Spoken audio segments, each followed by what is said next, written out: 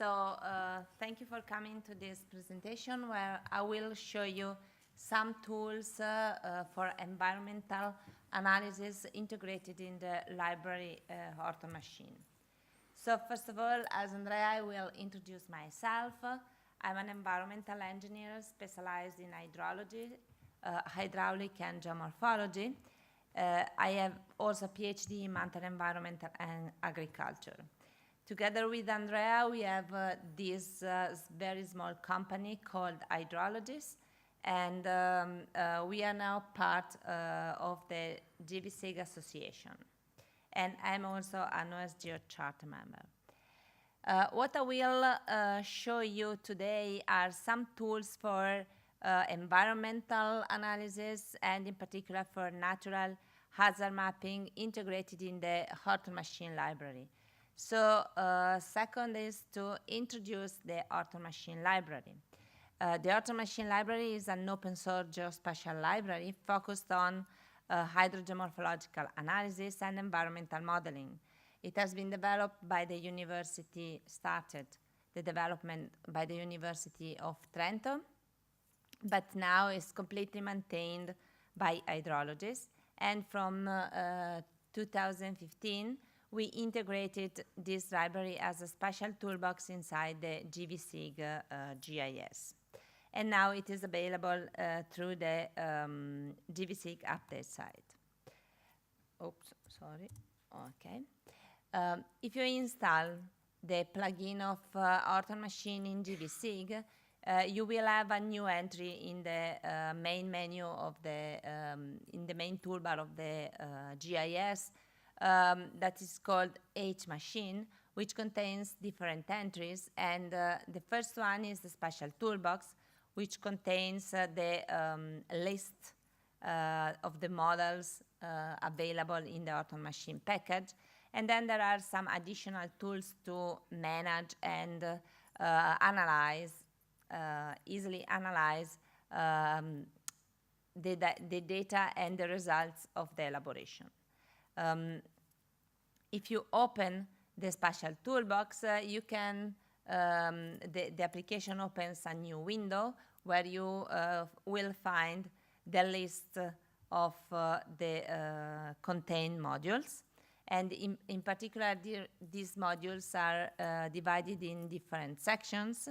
And the first one is the Orador machine, which contains tools for geomorphology analysis. Then there are the raster and vector processing, the mobile tools, which contains also the basically the tools to support GeoPaparazzi application for digital field mapping, and finally the connection with the LEST project, which is a library for forestry management. I will show you some example in the presentation. If you select a model from the list of the available modules, you will have all the available options on your right, and then you can fill with the parameters and then also insert the running options. For example, the Orador machine library supports to create and run scripts, so automatic scripts, and then you can do some special settings like to work in debug mode or the maximum available memory if you need more memory for your elaboration. So let's have a look now of some of the tools that are important inside the Orador machine library for hydrogeomorphology analysis. First of all, the geomorphology package, which contains tools to extract all the geomorphology from a digital terrain mapping, so drainage directions, total contributing areas, network and watershed extraction, and final evaluation of hydrological and geomorphological indexes. We have a section also dedicated to statistics, which contains tools for statistical analysis of raster data, but there are also interesting tools to interpolate the data, and in particular the Kriging model, and a second model which is called GEMI, just another meta interpolator, which can be used to interpolate meteorological variables highly dependent on elevation, like relative humidity, temperature, and pressure, and so on. In the Orador machine, we developed also a model for the evaluation of the maximum discharge for a given precipitation event. The precipitation event can be a real past event or an event coming from the statistical elaboration of the rainfall intensity durational curves. And in this case, since it can handle the precipitation, the statistical precipitation depending on the return time, you can also follow the rules expected by the European Flood Directive. So with this tool, you can do the analysis of different return times, and then you will have the discharge at your final section. If you want to do something that is not related to hazard, but related to the evaluation of the discharge for the water management or for emergency plans, you can use another model inside the Orador machine, which is a complete hydrological model, taking care of all the processes from the precipitation, rainfall or snow, then evapotranspiration, infiltration, runoff, and diffusion downstream over the network.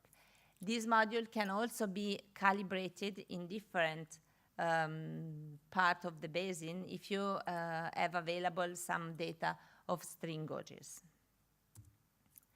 And related to this, we have also a simplified one-dimensional hydraulic model, which is based on the Saint-Venant equation and uses and produces only GIS data. So you can use it inside the GIS to prepare the data and visualize the result.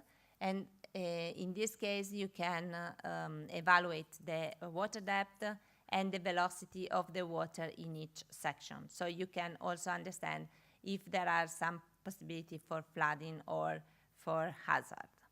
It handles also artificial inflow and outtakes.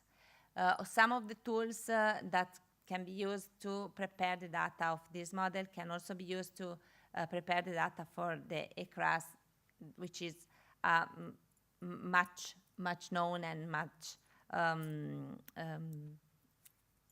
complete one-dimensional hydraulic model. In the Orador machine, we also implemented a tool for shallow stability, following the formula of Montgomery and Dietrich shell submodel, which calculates the stability condition for the given precipitation, but also the critical rainfall precipitation in each cell. So you can understand the working, how your basin will work. And since we work we are from a mountain region, we also face the problem of debris flow.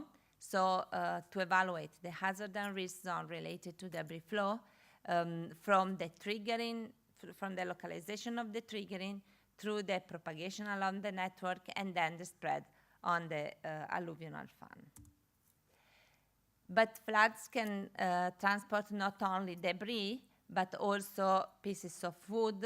It depends on the availability of the biomass. And we recently deployed also a model, a series of models to evaluate the large wood debris in the rivers. So these models can evaluate the contribute locally from the heat slopes and from the bank erosion, and then it propagates the logs downstream along the network, since identifying the critical section and the volume of the logs that can be cumulated in these sections. And all these elaborations are based on the availability of the biomass. So we are also part of the development of the LESTO library in collaboration with the Free University of Bolzano, where there are tools to evaluate the availability of the biomass, and in particular following a single tree approach. So we can localize the tree tops, and we can evaluate. We will extract the tree tops and the characteristic of each single tree, like the height, the diameter, and the volume of the single trees from high-resolution LiDAR data. These tools work both for raster derived products and point cloud products, and can be used in the large wood model, but also for other kind of analysis like rockfall protection of the forestry, and other tools that require the position of the single trees. So these were some tools, some models integrated in the Alto Machine library. Regarding the other tools that you can find in GVSig, in the GVSig plugin of Horton Machine, one very powerful and very helpful is the raster map calculator, which is a tool that can be used to perform map algebra on raster maps. For example, you can do very complex elaboration and formula, as in this case, where we extracted only some kind of some part of the digital elevation maps which have some special characteristics, and there are all the tools in the graphical interface to facilitate the user in using this tool and avoiding some errors. Other generic tools and utilities, for examples, are the possibility to query the position, to add projection files to layer, and for example, the raster styler, which is available both from the menu and from the context menu of each single map. And this tool helps to quickly define a color table for a raster layer. This is mainly dedicated to raster layers which contain data. And for example, in this case, the aspect, which is a raster layer of in degrees, and with just one click, you have your raster map styled as you are used to see the raster map, and also for the digital elevation model. So you will have your styles, and the styles will be easily to find and to apply. Another interesting tool is when you do analysis, maybe you have to analyze a small portion of map, but very in detail. So the color table is not so, it's not enough to understand the differences between the values in the cell. So you can use this raster graphic view to visualize the grid raster, the raster values, the numbers of columns and rows, but also the steepest flow between the different cells.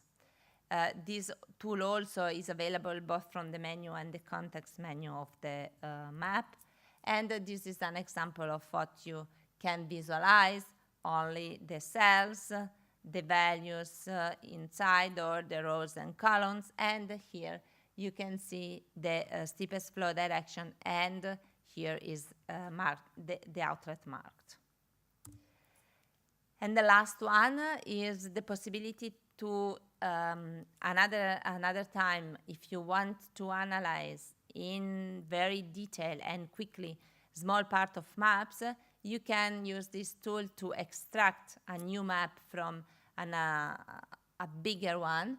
So you can zoom on the view on the region you want to extract and use this raster tool copy.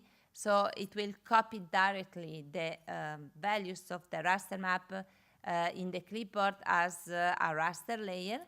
So you can paste it in one text file and save your new raster file.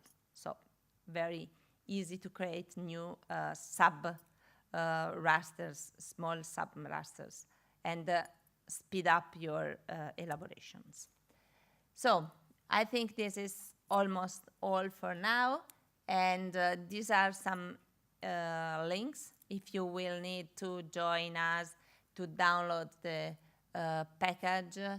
There is also a standalone package, so if you don't want to use the GVC, you can also use the standalone version. And we are available in the mailing list for answering questions. And also here are our addresses. Thank you for your attention.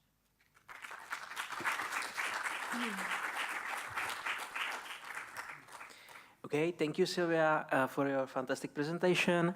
And now it's time for your questions. Hi, do you hear me? Yeah. Okay, I'm interested in if those morphological tools that you have in your library, is there a possibility to define single flow direction, multiple flow directions? I'm asking because sometimes we have to manage really large data, and to see if it's possible to use very large data within these tools.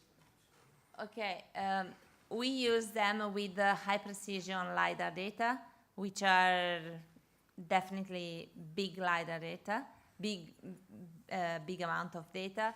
But in fact, you have the processes uses the RAM. So in this case, if you have a lot of RAM, you can do the elaboration also to big amount of data. Yes. I didn't understand if you asked me about the flow direction, for example, the multiple flow direction. Yes. Yeah, we have two tools for the flow direction, the standard DH, and the other tool which is not a multiple flow direction, but it is based on another algorithm, which is from Orlandini 2002, I think. And it is a correction of the flow direction based on the gradient of the hill slopes. So it makes the same correction as the multiple, but based on another algorithm. Perfect. And just another little one. Yeah. Are there tools for 3D interpolation of like 3D rasters? I'm talking about voxel constructed data. No. No, Okay. not now. Thank you. Sorry. Can I just comment, your question about very, very, very big data? Yeah. The flow direction example is a bit bad because it suffers from borders, but we've done calculations on we had to do interpolation of LiDAR data of the seafloor, and they were giving us like terabytes of data. And what we did there, there is a concept of image mosaic, which you take a shape file and you have the mosaic of all the rasters as mosaics, and some of the modules have the support for this, which means, for example, gradient, and it takes each mosaic, so if you split the data into pieces, it takes each mosaic plus a few lines of the ones around, and it processes one by one, even in multi-core mode. And if there are, I think, 4 or 5 modules that do this, but the one you are asking has the problem that the flow direction is a bit sensitive to the border. It means that if you process that side, you're not sure that it will be joined on a hydrological level. If afterwards you need on these data to do some analysis, it's not very. But the new version of the Peter and the Flow are very fast and less memory usage. So I saw that definitely very big rasters were perfectly extracted, also for the flow direction. Perfect. I'm gonna try it. Yeah. Thanks. You're welcome. Okay, thank you. Are there other questions?